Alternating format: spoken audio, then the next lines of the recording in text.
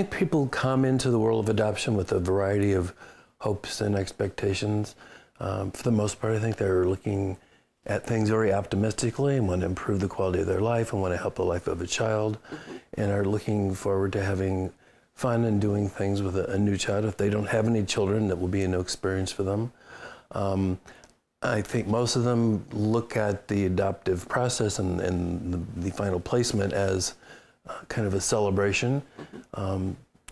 I think sometimes that gets complicated because the child may not feel it's much of a celebration. They may have just left a foster home where they were for numbers of years, been separated from siblings, and so there's somewhat of a conflict of expectations. The child's wanting a new family, yet they're maybe mourning or grieving the family they just recently left or their siblings. I think the adoptee comes into the family with a number of different expectations that perhaps they're not going to be staying with this family. I've already moved a number of times. This, is just another kind of stop. Or many adoptees that we work with have entered the family fully looking at the family as kind of a place to live until they return to their birth family, and so not making those connections with the family. I think a number of the international adoptees perceive the new family as almost just a nicer orphanage. You have better food, your bed is softer, you have better food, I have more toys here, but I really look at the people here as more like caregivers or staff and, things like that. Families often are adopting and already have children.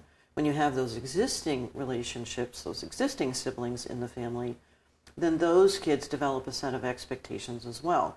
And they're saying, wow, we're getting this great new brother or sister. This is going to be so much fun. I'm going to have a playmate. This will be great, somebody else to share in the chores. Everybody comes into the adoption process with this set of expectations. And then, as you mentioned, often those expectations clash. Things are not what were expected, and sort of like the family is this mobile now out of balance. And post-adoption, then there is this long adjustment period where everyone has to sort of gain some new equilibrium in this new family. And I think, pre-adoption, read as much as they can. If you have other kids in the family, if they're old enough to have a Facebook, everybody could get on Facebook and friend various types of adoption agencies and organizations. You could share that information, parents and kids. There's a lot of websites you can go to with your kids. Start teaching yourself, here's what kids experience when they're in the orphanage. Here's what this might be like then when that child moves into the home.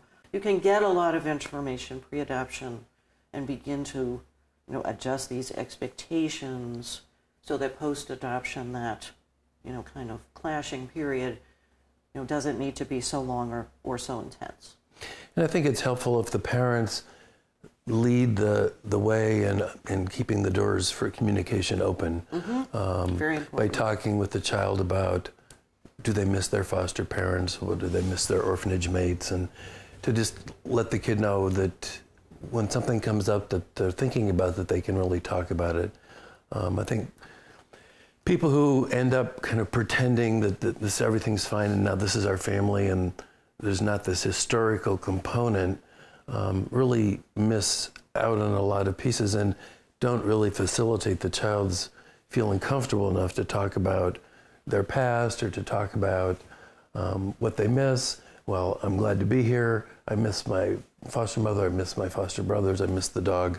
And I think for those people who have adopted the younger international children, infants and toddlers, there's sort of a belief that, those kids won't have as many thoughts about their birth family. But, just over the weekend, we had a family here from another state with a 6-year-old. They had adopted him as a toddler. He was about 16 months old when he arrived in the family. And at the mention of, his birth mother or, you lived in this orphanage, he was very quick to say, I think about my birth mother every day at school, and I wanted to talk about her with my friends at lunch, but I was afraid of what they would think.